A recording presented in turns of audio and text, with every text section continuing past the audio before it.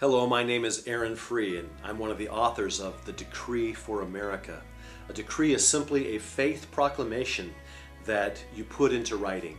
The Bible tells us in the book of Job, chapter 22, verse 28, "You shall decree a thing, and it shall come to pass." The principle of decree comes from the book of Esther in the Bible. You see, Esther was faced with an evil man named Haman, who had written a decree for the annihilation of all the Jewish people in Persia. And this young Jewish woman, she writes a decree to supersede Haman's decree, and the Jewish people are saved from death. After the Democratic National Convention in Charlotte, North Carolina, I was shocked by the many egregious changes that had been made in their party platform. They place in their platform the principle of taxpayer-funded abortions at any stage of pregnancy. This is genocide. In their platform, they promote same-sex marriage. Can you imagine what kind of country this will be in 25 years from now, when same-sex marriage is promoted all across our land? And then in another part of their party platform, this written decree by the Democratic Party, they decree that the nation of Israel will be divided. Ladies and gentlemen, we as Christian people across America have heard for years that we cannot legislate morality. But the Democratic Party, now in 2012, they're seeking to legislate immorality and force the church to comply with these laws that we highly find repugnant. Never underestimate the power of a written decree. Many Christian people are today saying, "What can I do? What steps can I take to make a change?" This Decree for America can be found on decreeforamerica.com.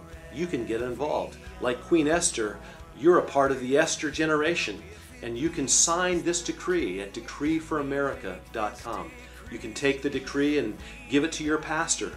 On November 4th, we're asking churches all across America to read this decree from their pulpits. And then on November 5th at 12 o'clock noon, your time in your state, there'll be Christians joining together at the steps of your state capitol to read and proclaim this decree.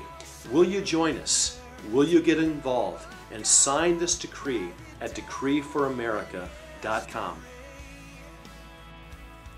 At this time, I'd like to read you the Decree for America. We as citizens of the United States of America, with heartfelt conviction and respect for our Constitution, do humbly submit this decree for America. Number 1, life. We decree that human life possesses intrinsic dignity from the moment of conception until death. We decree that life begins at conception, and a baby in the womb is a living soul. We refute the culture of death established by Roe v. Wade and the expansion of such culture by current laws that legalize abortion on demand in any stage of pregnancy. We further refute the implication that all Americans be required to invest their tax dollars in the slaughter of unborn children. Furthermore, we refute the ideology that encourages euthanasia, thereby erasing those who have been deemed to have lives not worth living. We decree that God has entrusted us as His guardians and agents to protect life. Number 2, family. We decree that marriage is between a man and a woman exclusively. We proclaim and decree that marriage laws in America will always adhere to the biblical worldview that marriage is a holy covenant before God between a man and a woman committed to lifelong fidelity and purity. As people of faith, we refute the movement to redefine marriage as simply a romantic relationship between people, and we refute maneuvers to secure equal treatment under law for same-sex couples. Marriage is a monogamous relationship with the core value of procreation. We support the first commandment in the Bible given to a husband and a wife, that they should produce fruit through bearing and raising children. We decree that marriage laws in America will not include unions other than those between a man and a woman. Number 3, an undivided Israel. We decree that the land of Israel shall not be divided. Out of heartfelt conviction, we passionately support the Jewish state of Israel and see in it God's promise and fulfillment of the covenant between the Jewish people and the land itself.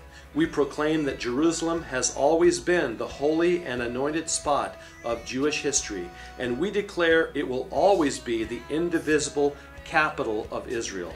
We decree that never again shall the Jewish people forfeit their land and their city.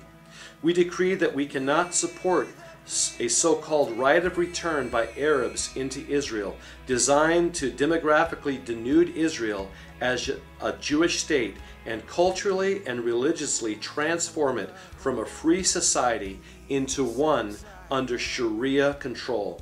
To ensure Jerusalem's survival, we strongly, without equivocation, endorse a policy that leaves Israel in a stronger military position against her manifold surrounding enemies.